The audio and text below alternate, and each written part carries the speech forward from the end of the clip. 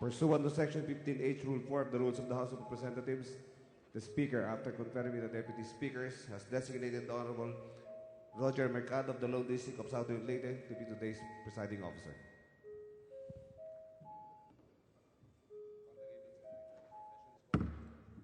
The session is called to order. Everybody please rise for the singing of the Philippine National Anthem. Bayang magiliw, perlas ng silanganan, alam ng puso, sa dibdib mo'y buhay. Lupang hinirang, duyan ka ng magiging, sa manlulupit, di ka pasisingil, sa dagat at bundok, sa simoy at sa langit mong baka, may nilang ang tula at awit sa paglayang minamahal. Ang kisap ng watawat mo'y tagumpay na nagdidinig, ang bituin at araw niya kailan pang may magdidilig. Lupa ng araw ng waraming pagsinta, buhay ay langit sa piling ko. Aming ligaya dapat may mga akin, ang mamatay ng dahil sa'yo.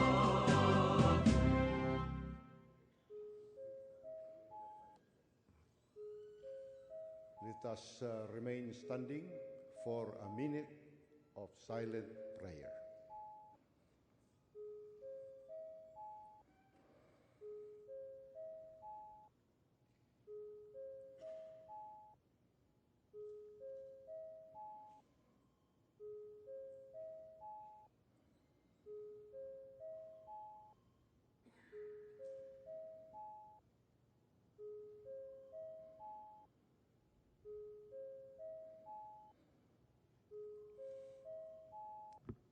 The Majority Leader Mr. is Speaker, I move recognized. that we suspend session. Is there any objection? The session is suspended.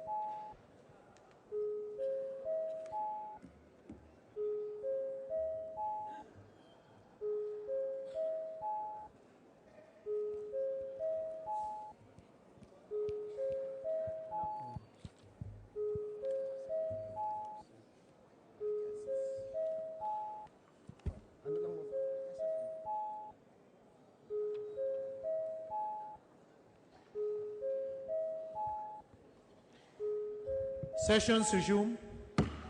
The Majority Leader. Mr. Speaker, I move that we call the roll of members. So move, Mr. Speaker. The Secretary General is directed to call the roll of members. Roll call of members, honorable representatives. Abad, Abaya, Abayon, Abillanosa, Abu, Abueg, Acharon, Akop, Acosta, Acosta Alba, Adjong, Advincula, Agaraw, Agabaw, Aglipay Bilyar, Albano, Alcala, Alejano, Almario, Almonte, Alonte, Alvarez Franz, Alvarez Mercedes, Alvarez Pantaleon, Amante, Amatong, Andaya, Angara Castillo, Antonino, Antonio, Aragones, Arbizon, Arcillas, Arenas, Atienza, Aumentado, Bagaw, Bagaching, Bagilat, Banal, Barbers, Barsaga, Patawil, Batucabe, Bautista Bandigan, Bilaro, Belmonte Feliciano, Belmonte Jose Christopher, Belmonte Ricardo, Benitez, Bernos, Bertiz, Biason, Billones, Biron, Bulilia, Bondok, Bordado, Bravo Anthony, Bravo Maravida, Brosas, Bulot Bigtang, Cagas, Calderon, Calix Rubiano, Caminero, Campos, Canama, Cari, Casilaw, Castelo, Casa France, Casa Fredinil, Catamco, Cayetano, Celeste, Seravica, Cirilles, Chavez, Chupeco, Co, Cuanco, Culiantes, Cortés, Cortuna, Cosalan, Crisólogo, Cuba, Cuaresma, Cueva, Dalipe, Dalog, Dasa, De Jesus, De Venecia, De Vera, Defensor, Del Mar, Del Rosario, Del Oso Montalia, Di Maporo Abdullah, Di Maporo Khalid, Duavit, Durano, Di Ilago, Enverga, Erice, Erigel, Ermita Buhain, Escudero, Espina, Espino, Estrella, Eusebio, Ibardone, Fariñas, Fernando, Ferrer Juliet, Ferrer Luis, Triol, Floirendo, Flores, Fortuno, Fentebelia, Garbin, Garcia Gwendolyn, Garcia Jose, Garcia Albano, Gary Richard, Gary Sharon,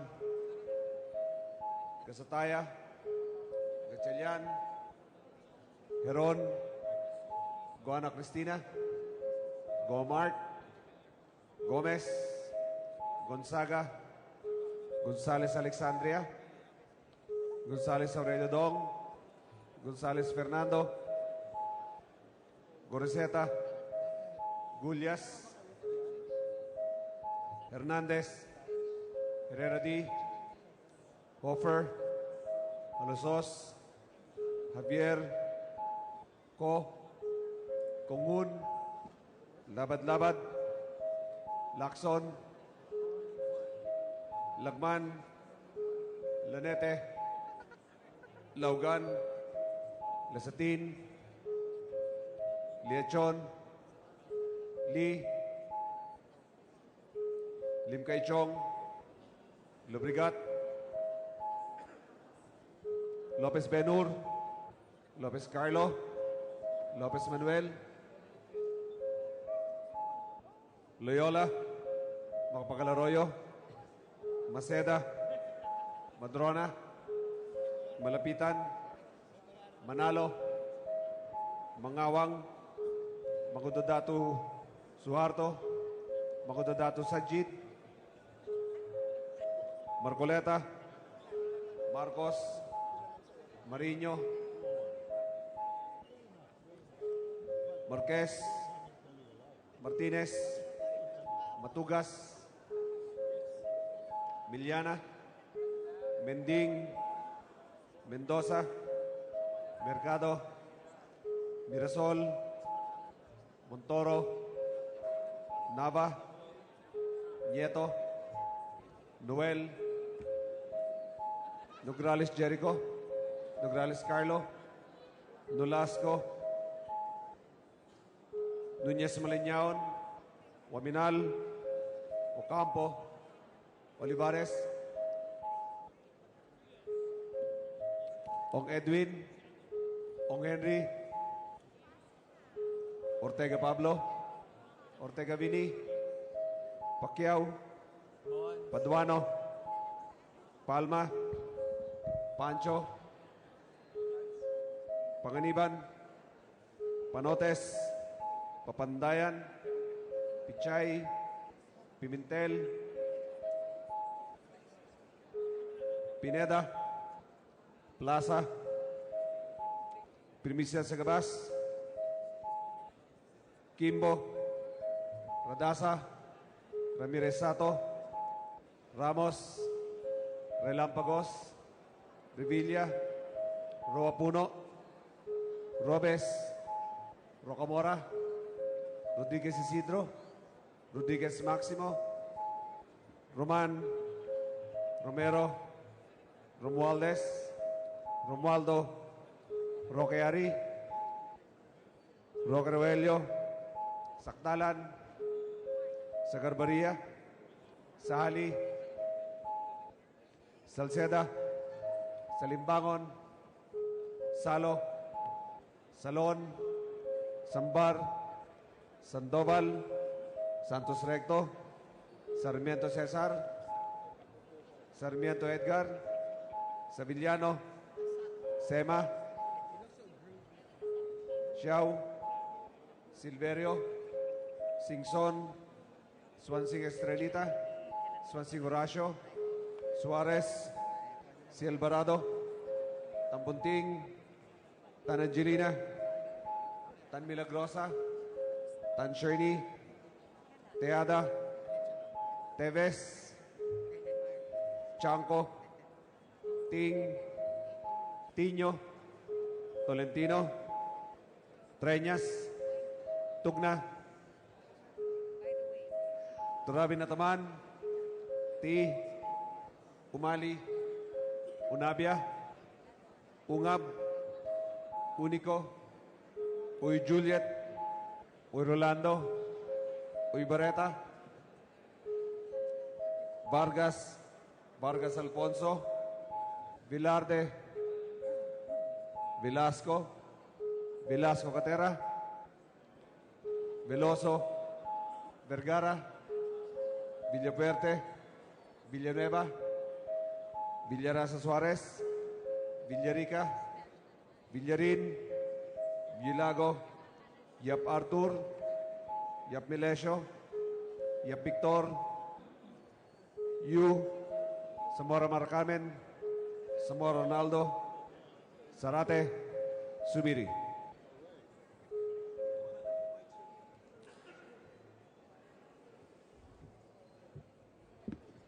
Mr. Speaker, the roll call shows that 226 members responded to the call. With 226 members responding to the call, the chair declares the presence of a quorum. Mr. Chairman, Mr. Presiding Officer, What is the pleasure of the gentleman from Buhay Party List? again, we would like to point out that contrary to what we count on the floor, we have more than enough than a quorum. We have 215, but definitely not the 226 that the Secretariat has announced. We want to put that on record because this is a consistent pattern of not really declaring what is actually present on the floor. We have made a mockery of our roll call, and we continue to do so. We would like to stress on that. The Majority Leader. As always, Mr. Speaker, Your Honor, the count of our plenary tellers is correct and is the basis for our quorum. Mr. Speaker, we would like to point out the Majority Leader has no way, The chair To did stress not on that, recognize the while we have gentleman from Buhay counters Party in the List. gallery, The Majority Leader. certifying to our count. Just to put it on record that we are contesting even the statement of the Majority Leader. Mr. Speaker, Your Honor, we move to defer the approval of the journal. So moved, Mr. Speaker. Any objection? Here's none. The motion is approved. Majority Leader. Mr. Speaker, we move to defer the reference of business. So moved, Mr. Speaker, Your Honor. Any objection? Here's none. The motion is approved. Mr. Majority Speaker, Leader. Mr. Speaker, What is the pleasure of the gentleman from the 1st District of Albay? yesterday I seasonably moved to reconsider the action of the plenary on the motion of the Majority Leader to close the debates. Unfortunately, the Is that a point session of was order? adjourned. Is that a and- point of order, No. honorable no. gentleman? This is a continuation of my appeal, of my motion for reconsideration. That is not a point of order. And a I motion give for you 3 minutes. I give you 3 minutes, Honorable Edsel Langman from the 1st District of Albay. Okay, thank you. Let me reiterate that I move for the reconsideration of the approval, the precipitate approval, during the previous session day on 22 February 1917 of the Majority Leader's motion to terminate the debates on House Bill number 4727. I voted for the majority precisely to entitle me to file or move for reconsideration. Because my objection to close the debates was not recognized by the presiding officer who submitted the motion for voting by stating that there was no objection. It will be recalled that I rose, I approached the rostrum and objected, together with Representative Raul Dasa, who raised a point of order. Let me explain my motion for reconsideration, which is anchored on the following grounds. 1. After listing, announcing, and scheduling a calendar of at least 25 interpellators on the death penalty bill, the Committee on Rules is grossly stooped from precipitately terminating the debates, considering that only 7 members have interpellated and there are still about 18 members of the House who are scheduled to interpellate. 2. A deliberative assembly like the House of Representatives must give its members the full opportunity to articulate their views on pending measures for the appreciation of the other members and of the public. 3. Previous Congresses have not muscled or gagged the members from debating, like in the consideration of the following major bills. A. The Agrarian Reform Bill, the Comprehensive Agrarian Reform Program, during the 8th Congress. The reimposition of the death penalty during the 9th Congress.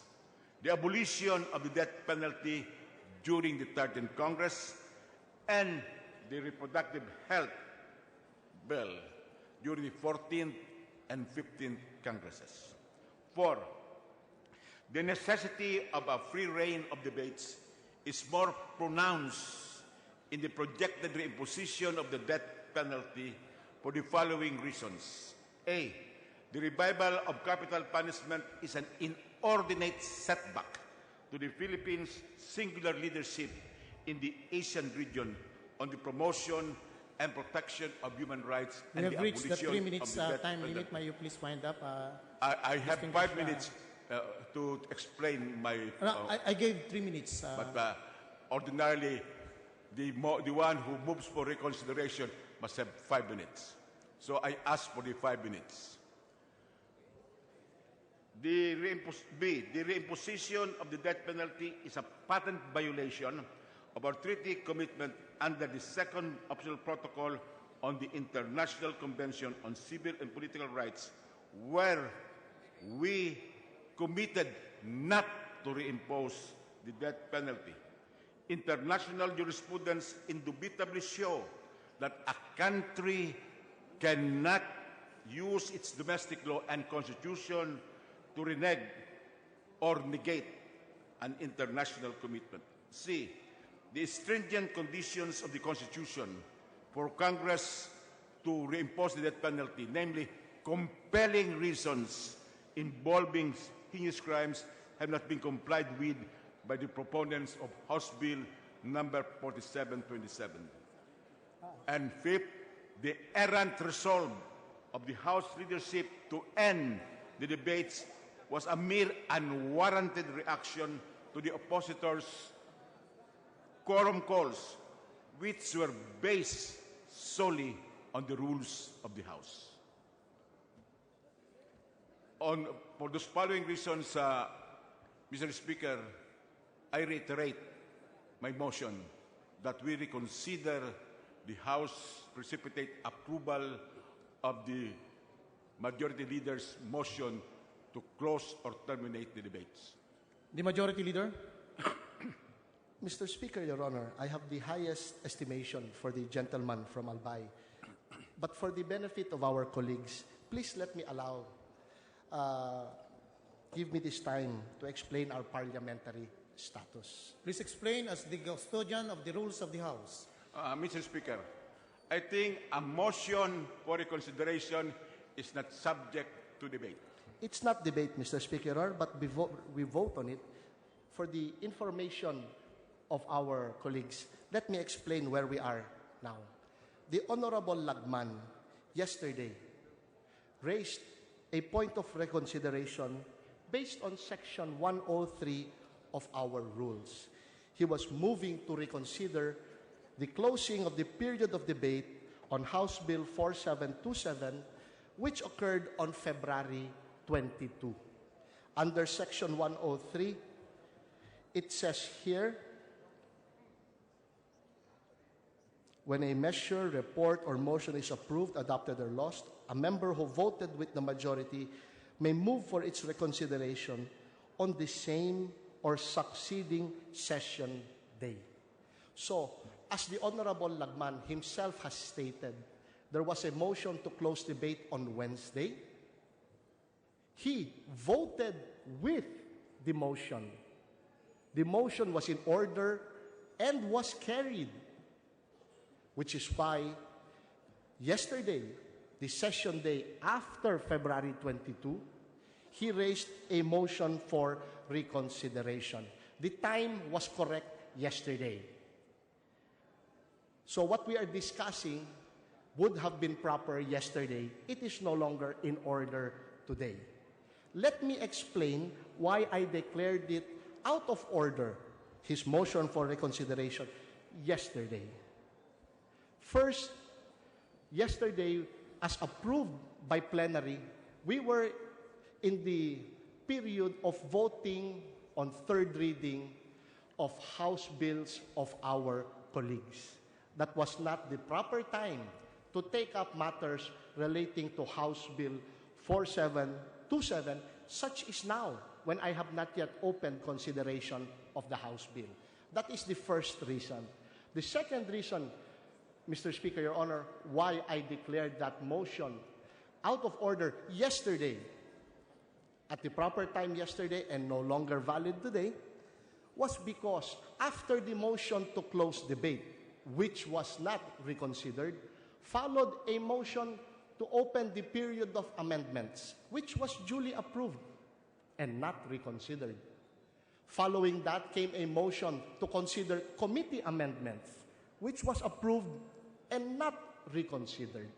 After that was the period to substitute the measure as found in our Section 104. It was carried and not reconsidered, whereupon we opened the period of individual amendments. To now jump back to the period of debate will require a reconsideration of the opening and closing of the period of amendments, committee amendments, the reconsideration of the substitution, before we reach that, which is why yesterday, at the proper time of the motion for reconsideration of the Honorable Lagman, I explained that his motion, while in time yesterday, was out of order.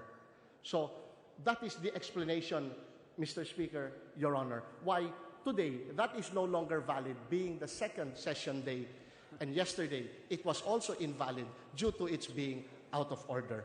With that, Mr. Speaker, may we resume consideration of House Bill number 4727 as amended, and may I ask the Secretary General to read the title of the Mr. Speaker, may I just So moved, reply Mr. Speaker. to the statements of the Majority Leader?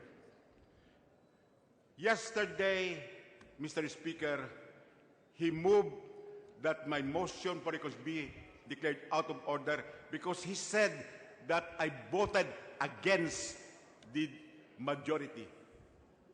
That is clearly in the records of this House.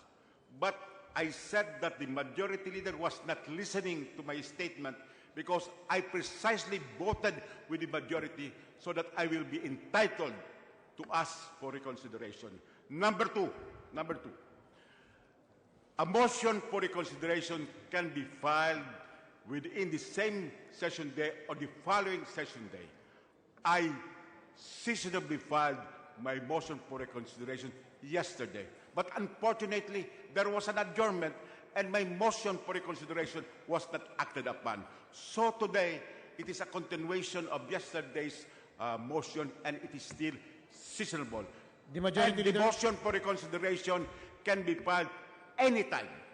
There is no particular period within the same session day or the following session day.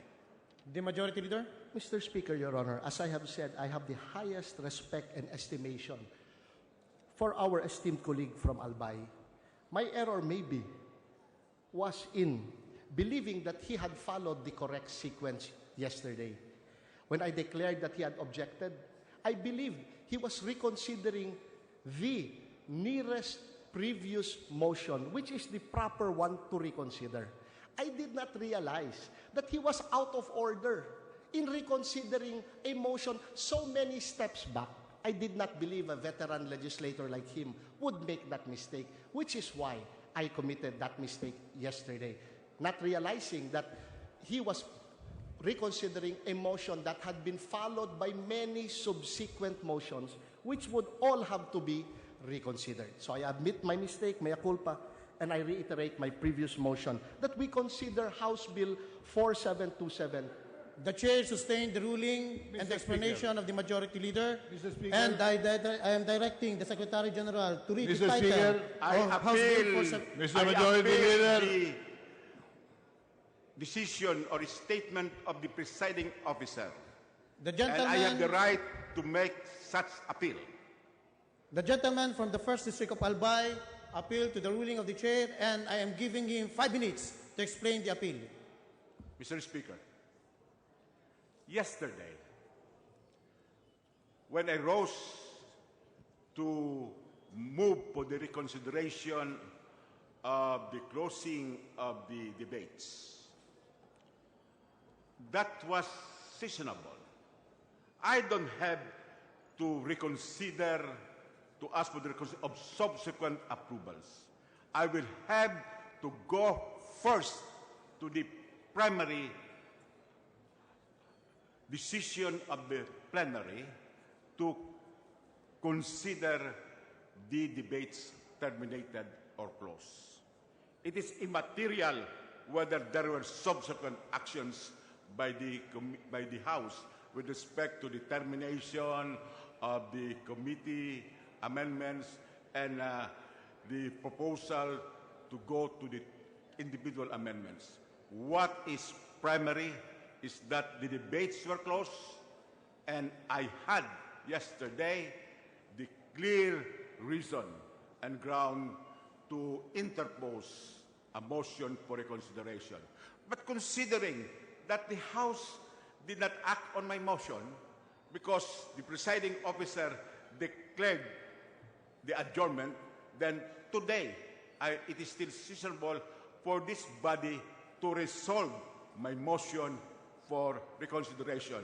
And I ask that this be voted upon by the body. For this reason, I appeal the declaration of the presiding officer. There is an appeal from the gentleman from the First District of Albay. The Majority Leader, please state clearly the status of the voting for the sake of our members in the plenary. Mr. Speaker, Your Honor, there is an appeal from the esteemed gentleman from Albay. An aye vote sustains the appeal, and a nay vote, which the majority asks for, defeats the appeal of the honorable gentleman. And the majority asks for your nay vote. Yeah. Let us now proceed to viva voce voting. Those who are in favor, say aye. Aye! Those who are not in favor, say nay. The nays have it. No, the Mr. ayes Speaker. had The it. appeal has lost. The ayes had it. Mr. Speaker, very clearly, The majority ayes leader. have it.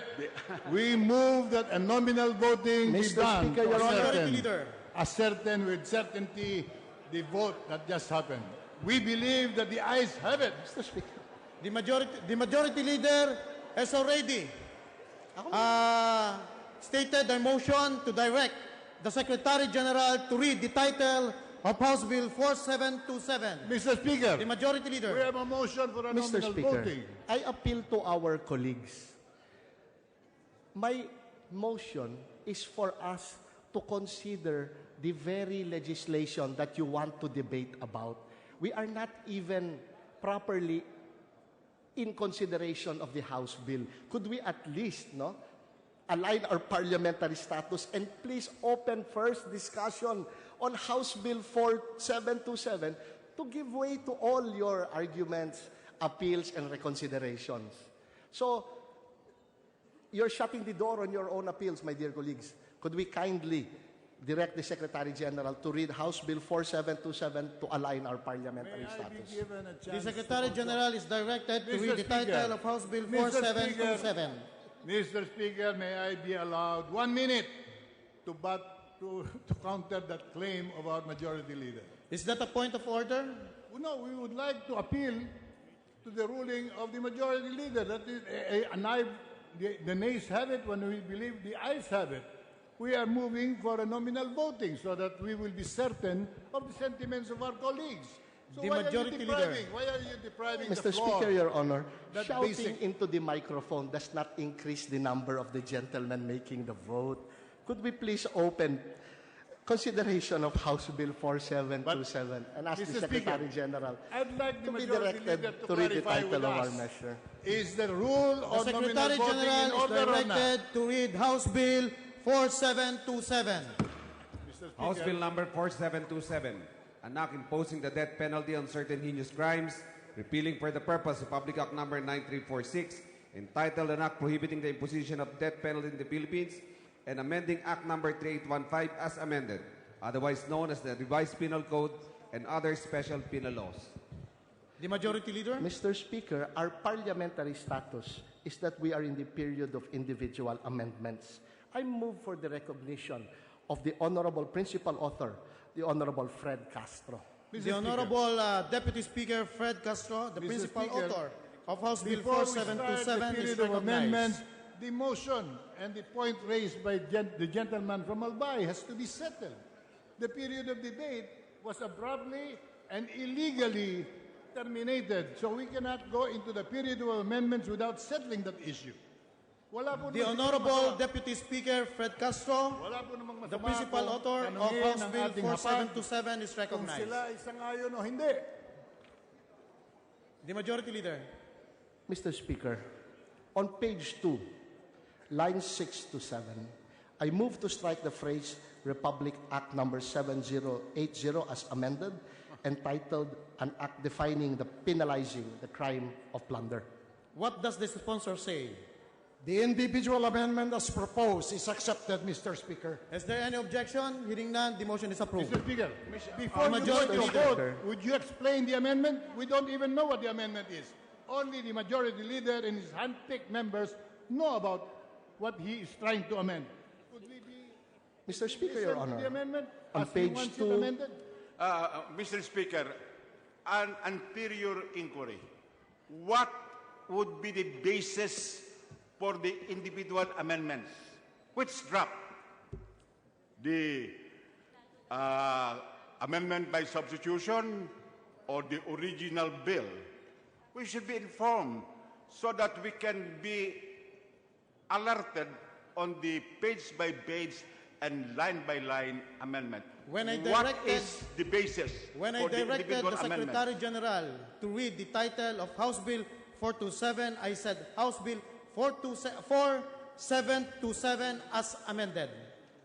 Well, Mr. Speaker, we would like to be enlightened as to the amendment that you would like for us to act. Hindi pwede po yung as amended. What do we know about the amendment? Nobody in this chamber now knows what they'd like to amend. The Majority Leader. Mr. Speaker, for clarity for our colleagues, I will read clearly our proposed amendments, and it is up to the sponsor to accept it or not before it is accepted by the body. On page 2, lines 12 to 28, I move to... Please allow me to finish, No, Mr. but Speaker. my question has not been answered. What draft should be the basis of the individual amendments? Mr. Speaker, we are in consideration of House Bill 4727. As amended. And I move to strike the whole Section 4 entitled Imposition of the Death Penalty for the Crime of Treason. Mr. Speaker, what draft is the What does the majority sponsor leader? say? We accept the proposed amendment, Mr. Speaker. Mr. Speaker. Any objection? Mr. Speaker. Hearing none, the Mr. motion is Speaker. approved. Objection. Mr. The Speaker. Majority Leader. Mr. Speaker, there is an objection. Definitely, we're objecting to the removal of treason. So, Mr. Treason Speaker, let us Mr. divide Speaker, that. before we, punishable before we act go of to any Section Filipino. 4, I was objecting to Section 2. The Deputy Speaker from Bicol Region Yes. is objecting on section... Not necessarily objecting, but proposing an amendment to the amendment. There has no... Mr. Yes. Speaker, I have the floor, and after The my Majority amendments, Leader. The Majority we will Leader. gladly accept amendments to the amendments of the Honorable Deputy Speaker. Please allow me to continue my After amendments. all the amendments? That I will propose. I will not allow anyone to interrupt you either. Okay, thank you. Proceed, the Majority Leader. Mr. Speaker, Your Honor, on page 2, lines 30 to 49, page 3, lines 1 to 49, up to page 4, lines 1 to 46, I move to strike the whole Section 5 entitled Imposition of the Death Penalty for the Crimes of Rape of a Minor, Rape committed by law enforcement officers, homicide. So What moved, does the Mr. sponsor Speaker. say? We accept the amendment as proposed, Mr. Speaker. Any objection? Hearing none, the motion is approved. Majority Leader. Mr. Speaker, we have to vote on the amendment. It's not only the sponsor who will decide on all of this. You are proposing an amendment, and we should decide whether we are in agreement with the amendment or not. It's Majority not Leader. one person and one sponsor who will decide on the Mr. fate Speaker, of if this I may bill. continue with once I propose the amendment, Yes, it is we for the objected. sponsor We objected to the removal of treason. You haven't acted on that. You're transferring to another amendment. Saan tayo pupunta? I So, appeal Mr. to the Speaker- majority leader to use his judgment and more wisdom on how he handles these particular issues, because these are very critical to our future as a nation and for the next generation. The Majority Leader. Mr. Speaker, we may vote on this after with the approval of our members of the House. So may I continue the amendment, Mr. Speaker? Mr. Speaker, on page 4, lines 48 to 49, up to page 5, lines 1 to 20, I move to strike the whole section 6 entitled Imposition of the Death Penalty for Plunder. What does the sponsor say? We accept the individual amendment as proposed, Mr. Speaker. Any And objection? again, we Hearing object. none, the motion is approved. We object, Majority Leader. we object, Mr. Speaker, because plunder is one of the biggest crimes ever committed in our nation. Mr. Corruption Speaker, is the may I number one please problem continue that we my have. amendment? And plunder, therefore, cannot be removed in this particular... We will vote on it, Honorable colleague. On page 13, lines 39 to 45, I move to amend section 14 in order to delete reference to Republic Act number 7080, otherwise known as the Plunder Law, to be read as follows. Section 11, repealing clause Republic Act number 9346, entitled An Act Prohibiting the Imposition of the Death Penalty in the Philippines is hereby repealed. Act number 3815 and Republic Act number 9165 are hereby amended accordingly. All other laws, rules, regulations, orders, circulars, and other issuance or parts thereof which are inconsistent with the provisions of this Act are hereby repealed, amended, or modified accordingly. What does the So sponsor moved, say? Mr. Speaker. We accept the individual amendments as proposed, Mr. Any Speaker. objection? Hearing none, the motion is approved. The Majority Leader. Mr. Speaker, may we be allowed to explain why we are objecting to this? At the time of voting, dear colleague, No, we would like to object now that we are precisely being changed in our minds and creating Majority another Leader. impression on this bill. It puts the bill altogether in a different light, Mr. Speaker, and we would like to be heard now. which is why we are proposing amendments, Mr. Speaker. They are to be accepted by the sponsor or not, and then No, Mr. presented Speaker, to the but body politic. our rules dictate that objection to an amendment should be heard, and we should be given 5 minutes. Definitely, to Mr. explain. Speaker. Let me finish the amendment.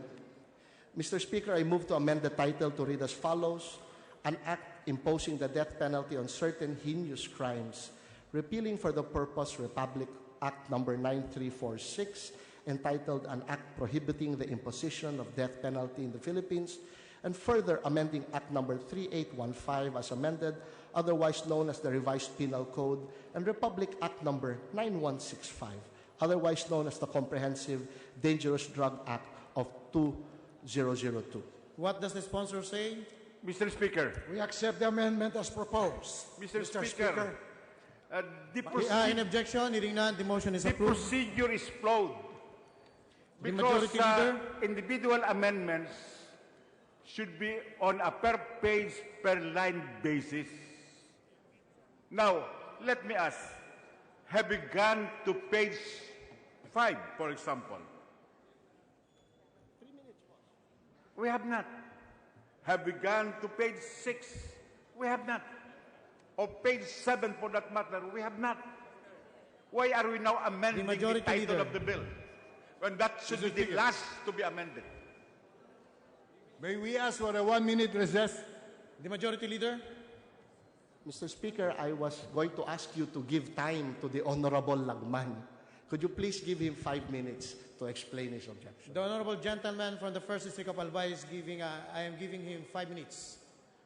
Under our tradition, Mr. Speaker, individual amendments should be based on a page and blind basis. The individual amendment proposed by the majority leader ended up to line 21 of page 5. The subsequent lines and pages had not been called for whether there are individual amendments or not. Why are we entertaining only individual amendments from the majority leader? Are the members of the House not entitled to file their individual amendments? The procedure is completely flawed, Your Honor, and it is inconsistent with the tradition of the House. Now, under our rules, if the committee would reject an individual amendment, the member who proposed the amendment can appeal to the body, and he has 5 minutes to explain his appeal. We have not done so because we are only hearing the individual amendments being proposed to the majority leader. How about the individual members? Are we not entitled to make such amendments and likewise appeal if the amendments are rejected? I think we should be following the rules, Your Honor. And we should not railroad this very important, although regressive measure. So I appeal, Mr. Speaker, that we follow our tradition, we follow our rules with respect to initiating or introducing individual amendments. I have individual amendments. For example, on page 5, I have an individual amendment. But we have not been given that opportunity. And under the rules, the last to be amended will be the title of the bill. Why are we being preempted from making our individual amendments by the amendment to the title of the bill? Mr. Speaker, we should be able to put this House in order. I move, Mr. Speaker, for a few minutes recess so that we could discuss this matter with the House majority. The majority leader. Mr. Speaker, Your Honor, there has been an objection to my amendments as proposed. So now we will divide the House. Mr. Speaker, I made a motion to amend House Bill 4727, and there's been an objection by the Honorable Lagman. So now, in viva voce, may I state now before that... we do that, Mr. Speaker, individual amendments should be individually treated, not collated by the majority leader, so that we could vote individually on the amendments.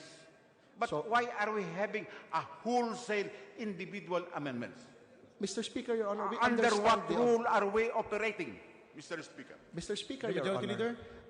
I understand the objection of the honorable gentleman from Albay, which is why I want to put it to a vote. So all those in favor of the amendments as I proposed, please say aye. And those in favor of the objection of the gentleman from Albay will say nay. Please do not shout into the microphone. Clarification. There was a motion coming from the majority leader Mr. to Speaker, divide the House to viva voce. Mr. Speaker, before you call for a vote, we would like to Those who are in clarify. favor to the amendments presented by the majority leader, please say aye. Aye. Those who are not, please say nay. Nay. The ayes have it. The motion of amendments We of the would like a majority leader nominal is voting carried. on the issue, Mr. Speaker. The majority leader. I heard something else. Mr. The Speaker, nays Your have Honor, it. our motion was sustained, and there is no doubt about the ruling of the chair. Mr. Speaker, Mr. Speaker, Your Honor, I move for the recognition of the gentleman, the Honorable Rolando Andaya, for his proposal of individual amendments. Mr. Speaker, The Deputy Speaker from Bicol Region, what page are we now, Mr. Speaker? Honorable Rolando Andaya is recognized. What page are we now? Mr. Speaker, point of order. What page are we now? There's a point of order. What is the rules that being violated? Mr. Speaker, in the viva voce, forgive me if I'm mistaken, but we have already had 2 viva voce conducted And from what I heard, the nays were louder than ayes. So to remove all doubts, may I move for nominal voting, We Mr. second the Speaker? motion. Objection, The Mr. Majority Speaker. Leader. I object to that, Mr. Speaker, Your Honor. The ruling of the chair cannot be debated nor doubted. And the voting is very clear. Mr. Speaker, the right for a nominal voting should be decided by the body. The duty of the presiding officer is to ask and throw the question on the floor. Those who are in favor of a nominal voting, if 15% agree for a nominal voting, this presiding officer has The no Majority choice but to Leader. respect that. Mr. Speaker, Your Honor, the rules are very clear. Under our manner of voting in Section 115, the Speaker shall rise, and may I quote, the Speaker shall rise, state the motion or question that is being put to a vote in clear, precise, and simple language. The Speaker shall say, as many as are in favor, say aye. As many as are opposed, say nay. If the Speaker doubts the results of the voting, and only if the Speaker doubts the result of the voting, shall the House divide. But in this case, it's very clear. The majority has voted and the Speaker has recognized their vote. Mr. Speaker, with The all due Majority respect, Leader had already clearly stated Mr. Speaker. the rules of the House. Mr. I am now Speaker. recognizing the Mr. gentleman Speaker. from Bicol Region, the Deputy Speaker, Rolando Andaya. Mr. Speaker. Okay, Deputy now. Speaker Rolando Andaya, Yes, thank you, are being thank you. recognized. Thank you. Just to make it clear, Mr. Speaker, the sequence is we will go on a section by section. The Majority Leader.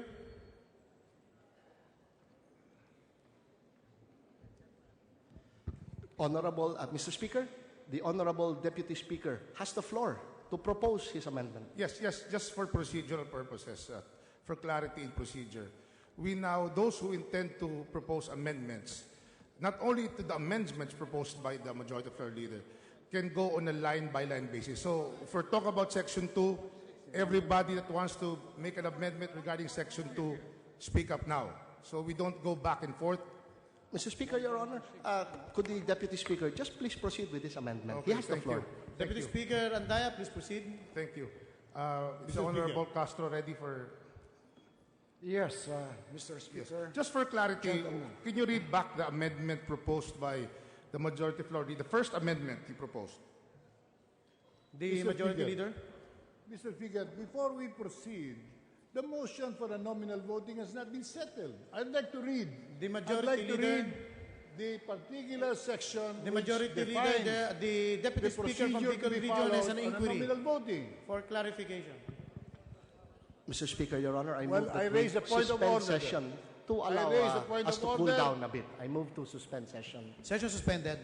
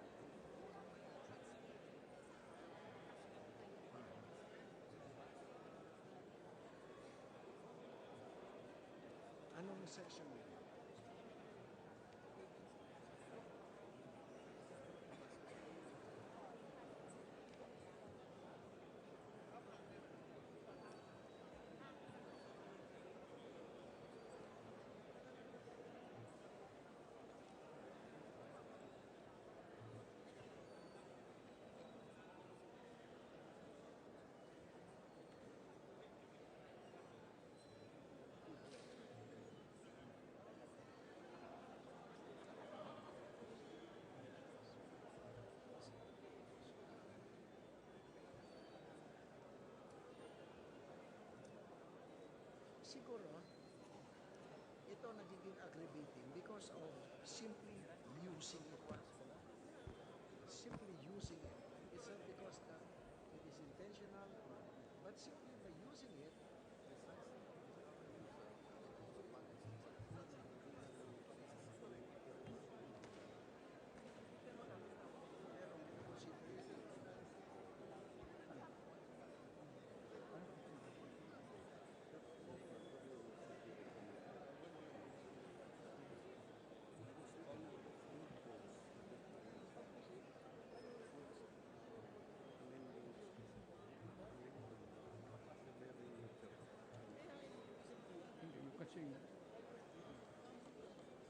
Hindi, kasi inalis nila yung amendment sa Vice President po. Yung special. Ito na. Bagang po ito. Sessions resume. The Majority Leader. Mr. Speaker, I move to suspend consideration of House Bill 4727. Any objection? Hearing none, the motion is approved. The Majority Leader. Mr. Speaker, could we have a reference of business? Could the Secretary General be directed to read the title of bills and resolutions on first reading, as well as committee reports and communications for reference to the appropriate committee? So moved, Mr. Speaker. The Secretary General is directed to read the title of the bills, resolution, communications, committee reports, Mr. and Speaker. for proper Reference of referral to business. appropriate committees. Mr. Speaker, House Bill 5080, 5081, establishing a Speaker. 10-bed capacity community hospital in Mr. certain Speaker. barangays in Davao Occidental by Mr. Majority Representative Leader. Bautista Bandigan. To the Committee on Health. House Bill 5083, reverting to the national government the discharge of basic health services devolved to local government units by Representative Sarate. Committee on Local Government. House Bill 5084, repealing Republic Act 5260, which authorizes government agencies to sell the welfare-based property located in Mandaluyong City by To the Committee on Representative Health. Sarate.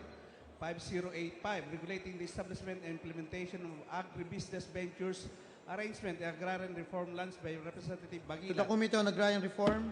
House Bill 5086, declaring Double Oriental a mining-free zone by To the Committee Representative on Natural Almario. Resources. House Bill 5087, strengthening Republic Act 9003 by Representative Batocabi, Garbin and Co.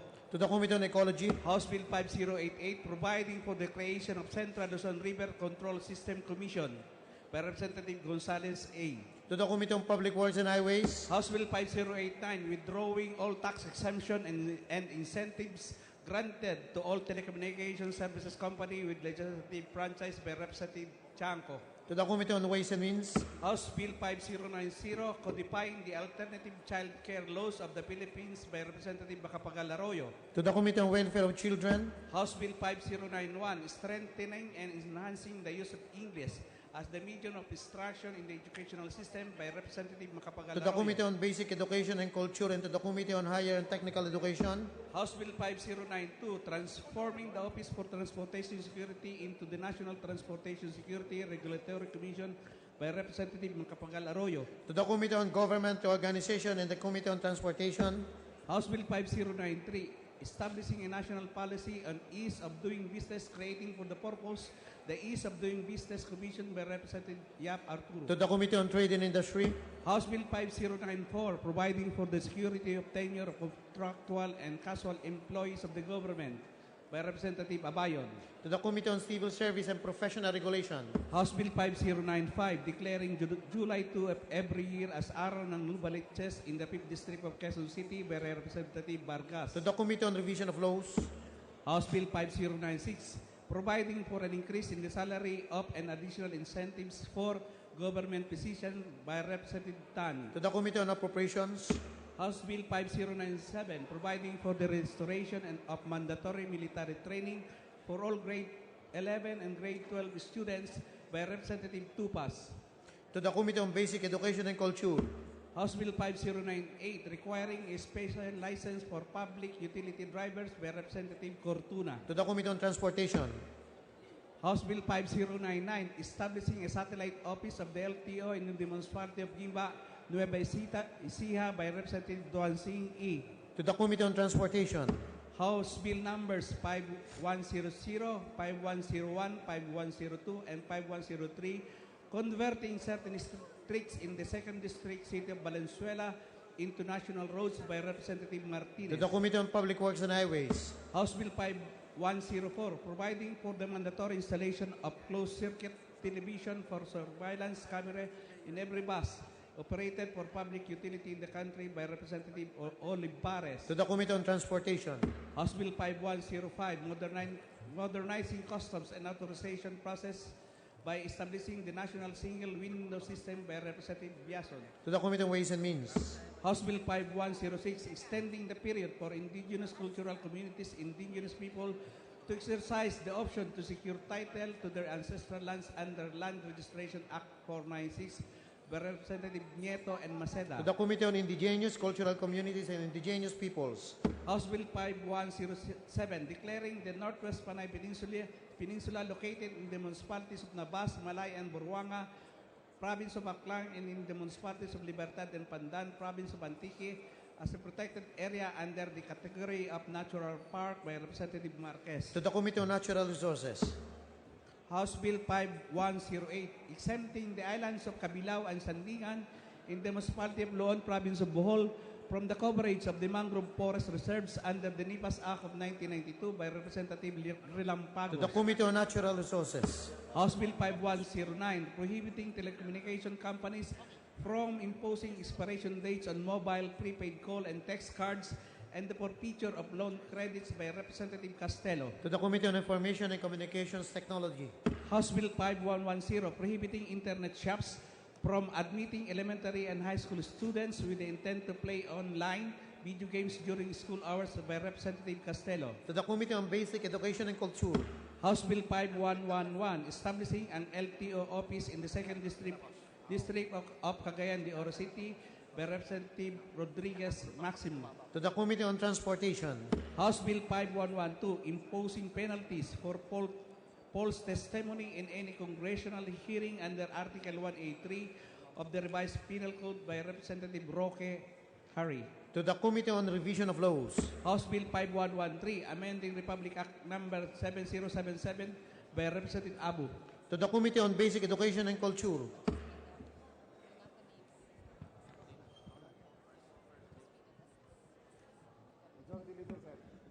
The Majority Leader. Mr. Speaker, in preparation for tomorrow's discussions, I move to direct the Secretariat to prepare a clean copy of House Bill 4727 as amended, correct in form and numbering subject to style. So move, Mr. Speaker. The Secretariat is directed to prepare the clean copy of House Bill number 4727 as amended, correct in form and numbering subject to style. Mr. Speaker, we would like to acknowledge the guests of the Honorable Representatives Lagman, Villarin, and Bagila.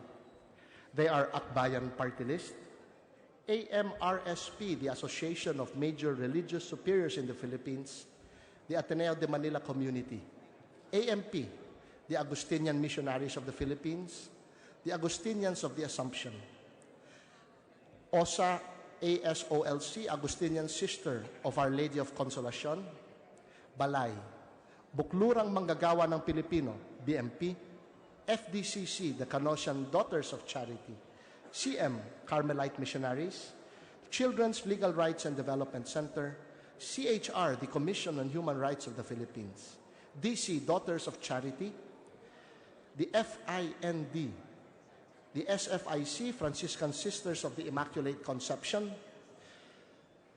Father Robert Reyes, I Defend, or In Defense of Human Rights and Dignity Movement, the International Peace Observers Network, kilusan para sa pambansang demokrasya.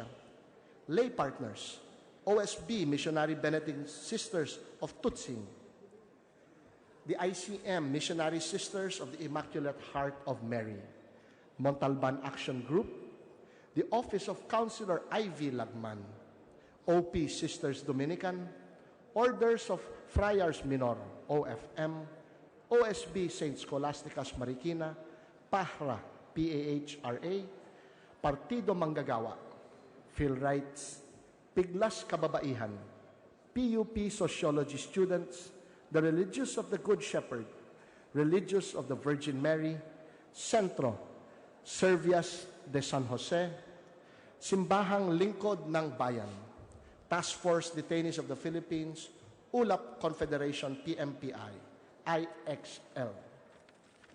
The guests of our distinguished and respected colleagues mentioned, please rise. Welcome to the House of Representatives. Mr. Speaker, Your Majority Honor, Leader.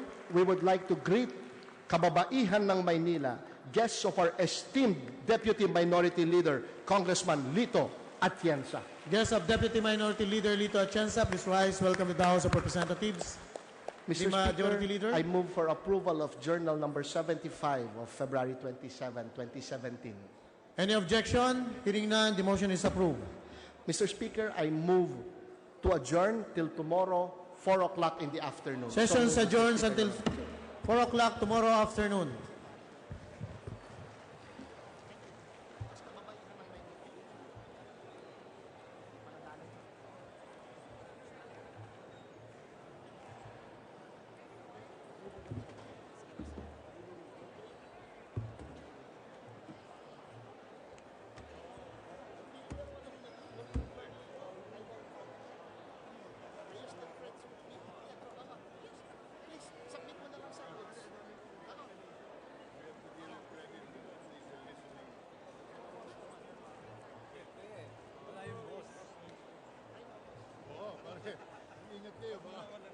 Ingat kayo, baka